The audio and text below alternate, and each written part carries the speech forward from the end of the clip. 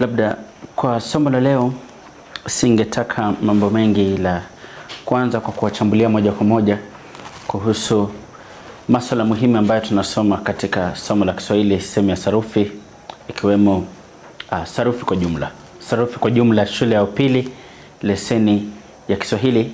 Mambo ambayo tunafaa kusoma kwenye vipindi vyetu ni yafuatayo. Moja kabisa,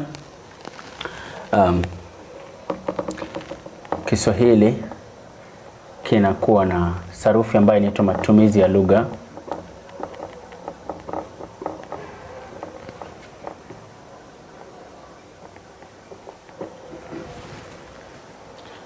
Matumizi ya lugha, na katika matumizi yetu ya lugha mambo ambayo tunazingatia, cha kwanza huwa ni sauti,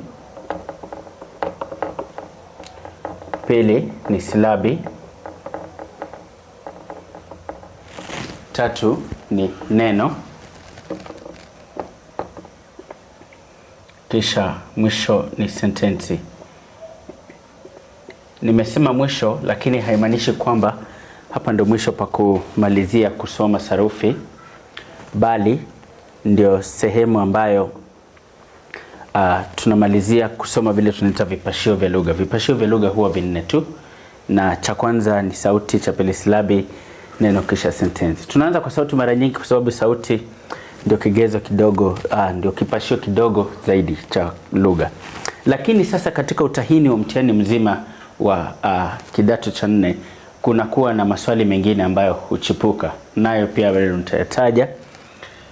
5, kuna umoja. 6, kuna wingi. Kuna ukubwa. Kuna udogo. 9, kuna kukanusha.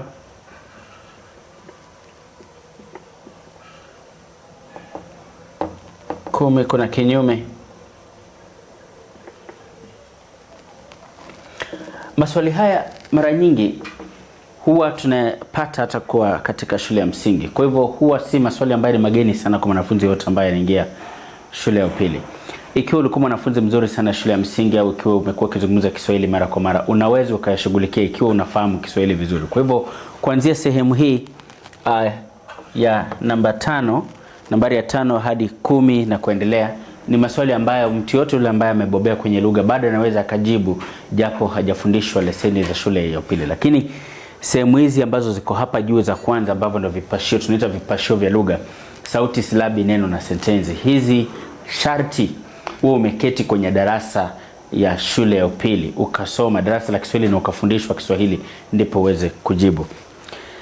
Kwa hivyo kuna umoja, wingi, ukubwa, udogo, kukanusha, kinyume. Alafu kuna maswali mengine ama masuala mengine ya kawaida ambayo mmekuwa mkiyashuhudia pale mbeleni ulipokuwa shule ya msingi. Kwa mfano, vitu kama vile unaweza letewa maswali ya kumalizia ambayo ni ya methali. Ukaletewa methali uweze kumalizia. Haya ni ya kusaidia tu kujua kama unafahamu methali. Wanaweza hata wakahusisha nahau, wanaweza wakahusisha semi, wanaweza wakahusisha maswali mengine kuhusu vitate, vitawe, 15 vitawe, na hata visawe. Kwa hivyo kazi ya shule ya upili tunatarajia sarufi. Haya ndio maswali ambayo tunatarajia kukumbana nayo ama kukutana nayo katika kazi ya shule ya upili sekondari Kenya Kiswahili.